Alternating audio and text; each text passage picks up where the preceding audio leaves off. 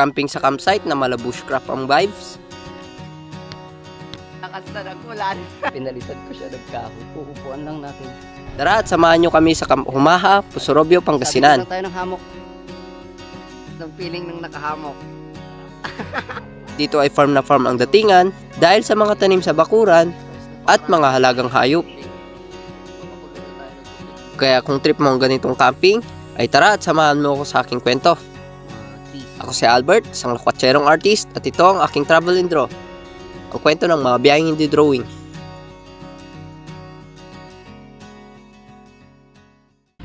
Good afternoon mga kalakotsero. Dito tayo ngayon sa bayan ng Pusurobio. At meron tayong bibisitahing campsite na ang pangalan ay Camp Humaha. At bibili lang muna tayo ng ating pinapay for our snack later.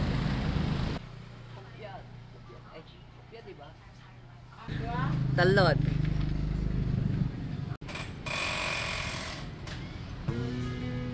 Kasama pala natin Nard Moto Camping. Yan.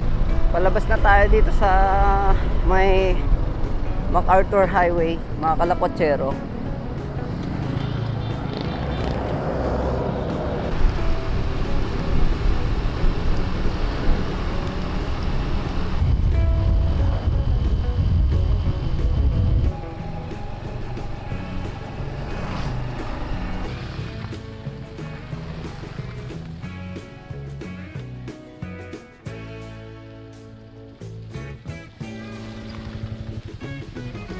Na tayo dito sa loob.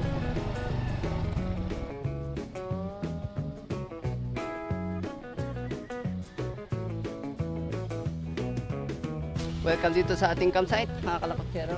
At dito na tayo magkakampo sa may mga kahoy. Sasabit na lang tayo ng hamok.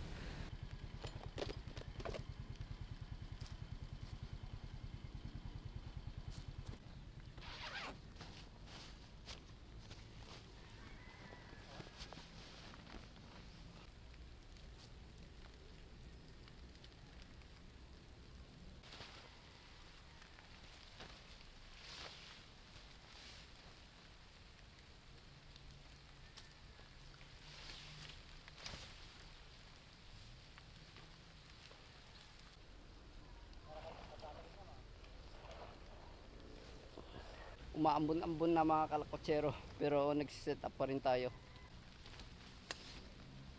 One.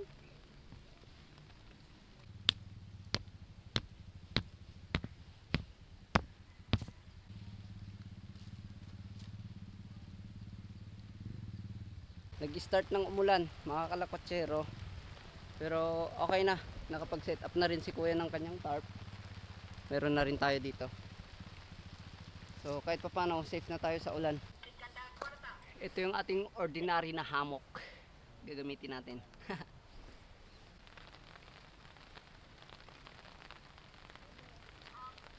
Alright. Ayos na. Si kuya doon, oh. Hindi pa tapos mag-set up. Iba talaga pag nakahammock. Mas mabilis i-set up. Ang lakas na ng ulan. Anong feeling ng nakahamok? Sarap. dito. Dito na ako. Aga. Magpakulo na tayo ng ating tubig para makapagkape tayo.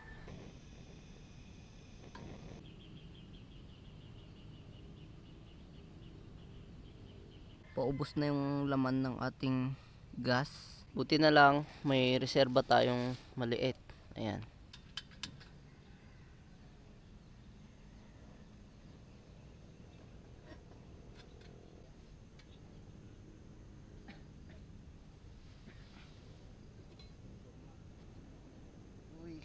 Na.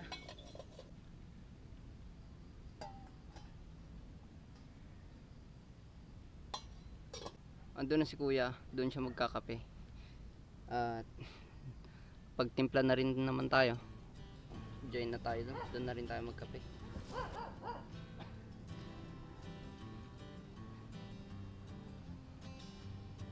Oh, we're friends. Mabanggit ko nga pala, mga kalakotsero, kanina habang nasa San Jacinto kami, bumibili kami ng ulam, pang ulam namin yung camp. ay may nag-approach sa akin na nakamotor at nanonood daw siya.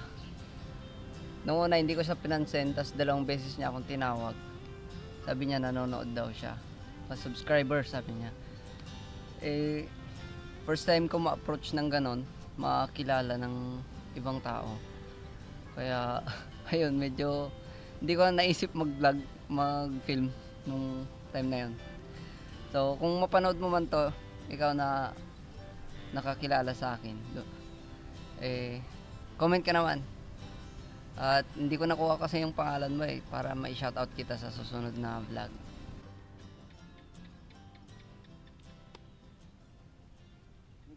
And si Sir King, sila po yung nagbabantay dito sa Camp Humaha. Ayan, kung gusto nyo ng camping site na mala bushcraft, dito kayo pumunta. Thank you po. Oh, ano? Kahol-kahol ka pa. Tinapay lang pala katapat mo ha. Susunod-sunod ka ngayon. Mag-prepare na tayo para sa ating dinner. Ang ating ulam ay hipon. Tapos, yun, kanin. Ewan ko kung ano lulutuin ni Kuya. Tapos mamaya mag-join na lang kami.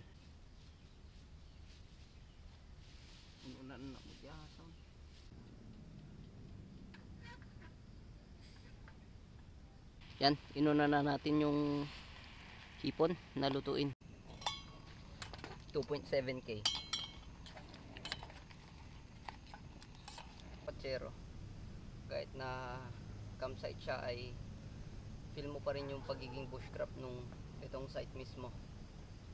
Tahimik siya, tapos may mga alaga din silang mga hayop. Lalong na yung mga kambing. Dami nilang kambing dito. Inuli nating iluto itong kanin para mamaya pagkain natin ay mainit pa. Inuna na natin yung ulam lutuin.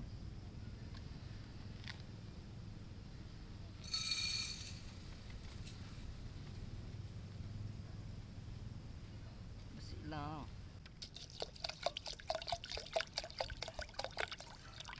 Yung paa ng ating tripod ay nalaglag.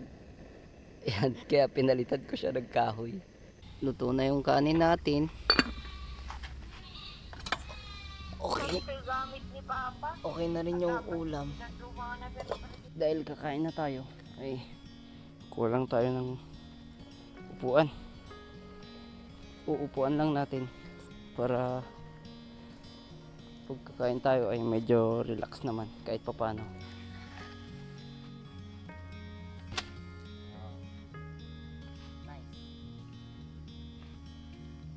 So kakain na tayo mga kalakatsero.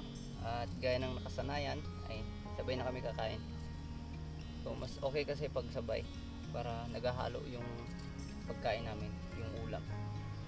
At si Kuya gumagawa pa ng sausawan para sa ito, nilagang talong.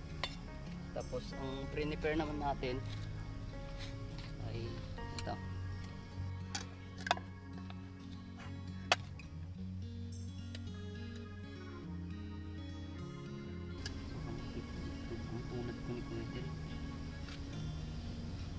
Tapos na tayong kumain at siyempre wala na tayong ibang gagawin kundi tutulog na. Kaya focus ko na ipapakitang maigi itong lugar. So good night everyone, see you tomorrow.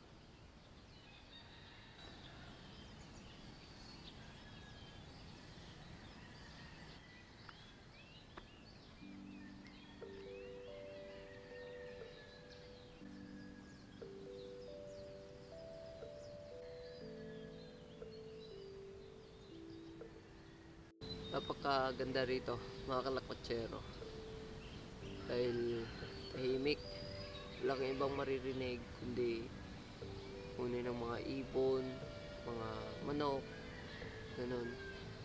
Tapos may mga tanim din sila dito, papaya, may kalamansi din. Tapos mga puno. Tapos napakarami nilang alagang kambing. Papakulo na tayo ng tubig para sa ating kape. Para makapagkape muna tayo. Si Kuya na magluluto ng almusal para makapag-drawing tayo.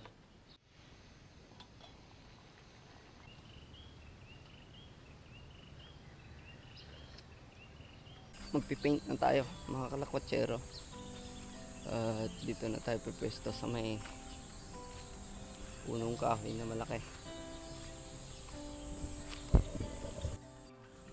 Meron na akong sketch mga kalakwatsero. Itong inuupuan kong kahoy, yan din yung in-sketch ko.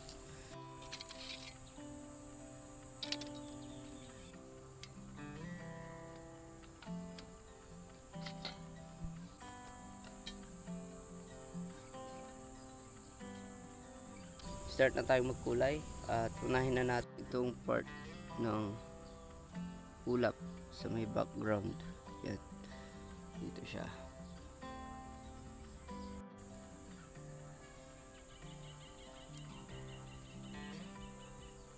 Yan, okay na yung ulap sa likod. Sunod na natin yung mga trees doon sa background. Yun o.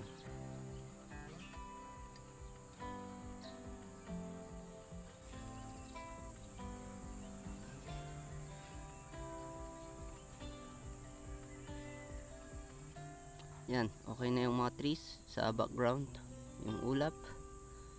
At dito na tayo sa main character ng ating drawing, yung mga puno.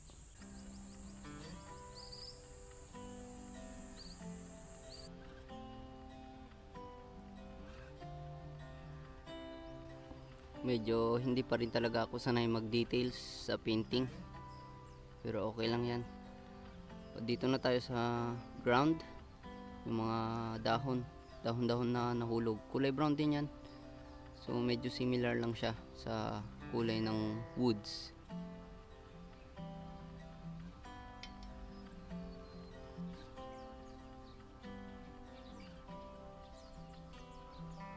Okay na yung ating painting.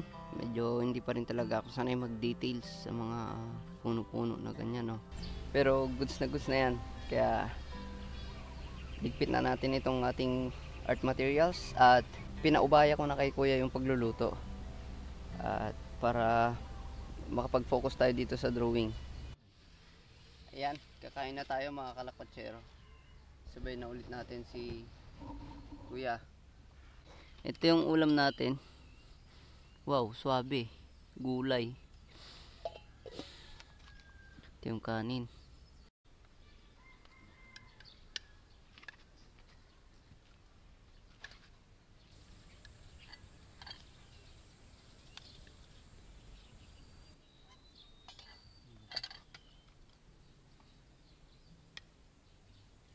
Sarap ng ulam natin mga kalakwatsero.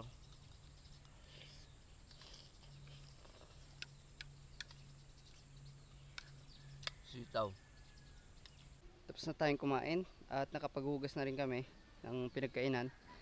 At wala na rin naman tayong gagawin, so magliligpit na tayo ng gamit para makasibat na tayo pa uwi.